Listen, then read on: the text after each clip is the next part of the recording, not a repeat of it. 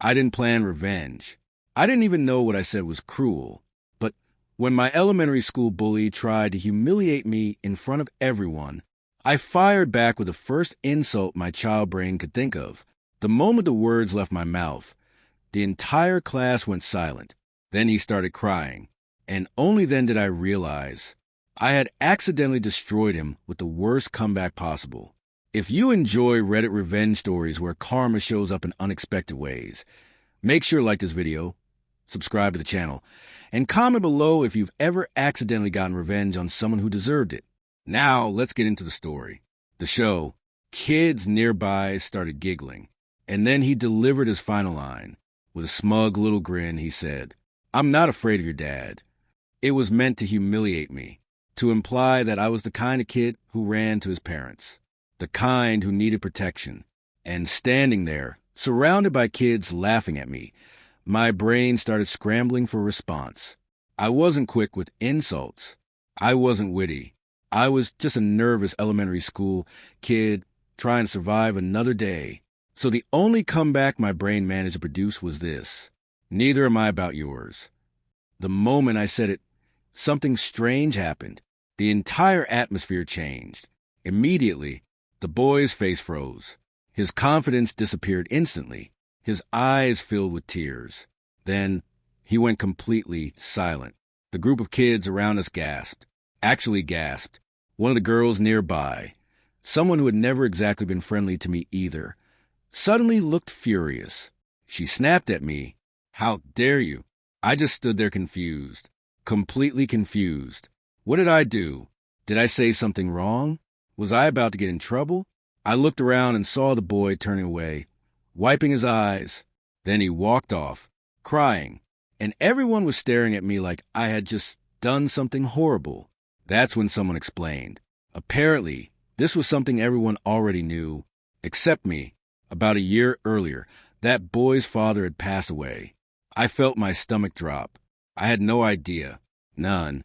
And suddenly the comeback that felt like a weak attempt at defending myself now sounded incredibly cruel. People started questioning me. Why would you say that? How could you say that to him? I tried to explain. I didn't know. But that explanation didn't seem to matter much in the moment. What confused me the most was something simple. Why was I expected to know that? Why was I expected to care about the personal life of someone who spent their time humiliating me? This was someone who had helped make my everyday school life miserable. Someone who had laughed while others bullied me. Someone who had just publicly embarrassed me minutes earlier. And yet suddenly, I was a villain. It was one of the most confusing moments of my childhood. But something strange happened after that day. The boy never spoke to me again. Not once. No insults. No teasing. Nothing. In fact, he avoided me completely. And the strange part? The rest of the bullying from that group slowly faded too. It wasn't immediate. But something about that moment had changed the dynamic. Maybe they realized I could fight back.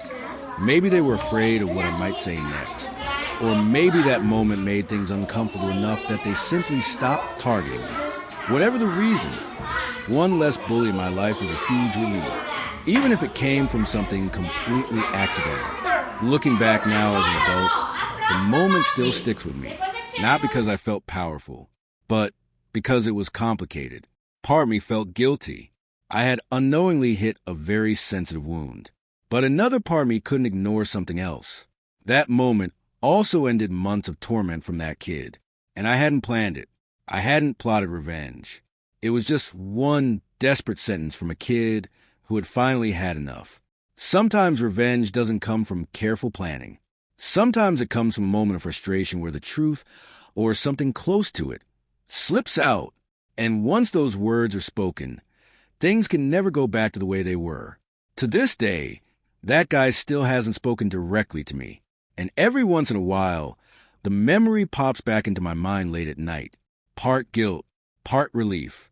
Because sometimes the most effective revenge is the one you never intended.